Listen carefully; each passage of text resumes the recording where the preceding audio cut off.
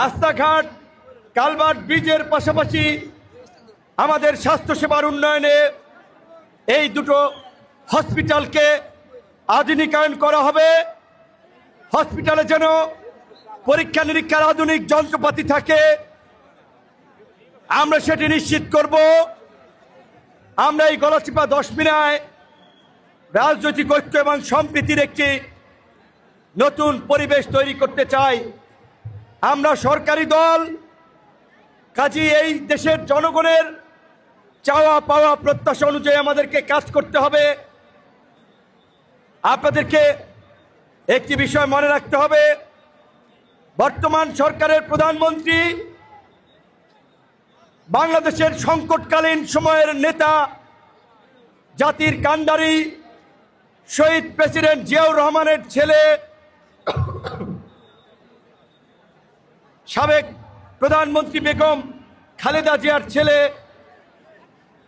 এরকম একটি বনেদি পরিবারে জন্মগ্রহণ করেও বেড়ে ওঠেও আমাদের মাননীয় প্রধানমন্ত্রী জনাব তারেক রহমানের চাল চলন, বেশভূষা আপনারা যদি দেখেন, একেবারে একজন সাধারণ মানুষের মতো সাদামাটা জীবনযাপন করছেন।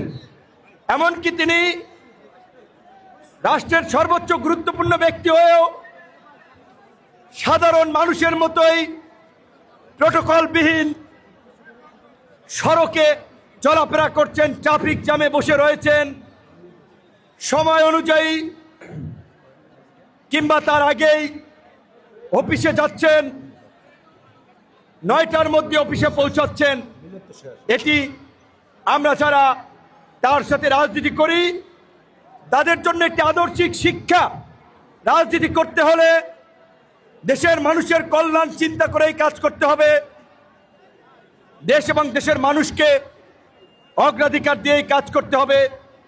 মাননীয় প্রধানমন্ত্রী প্রথম মন্ত্রিসভায় পরিষ্কারভাবে আমাদেরকে বলে দিয়েছেন তিনি কোনো দুর্নীতি, স্বজনপ্রীতি, অনিয়ম বরদাস্ত করবে না।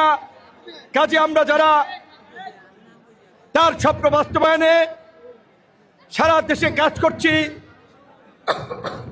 তাদেরকেও সেই একই পথের দিকে ধাবিত হতে হবে, একই আদর্শে অনুপ্রাণিত হয়ে আগামীর কর্মপন্থা পথ চলা ঠিক করতে হবে।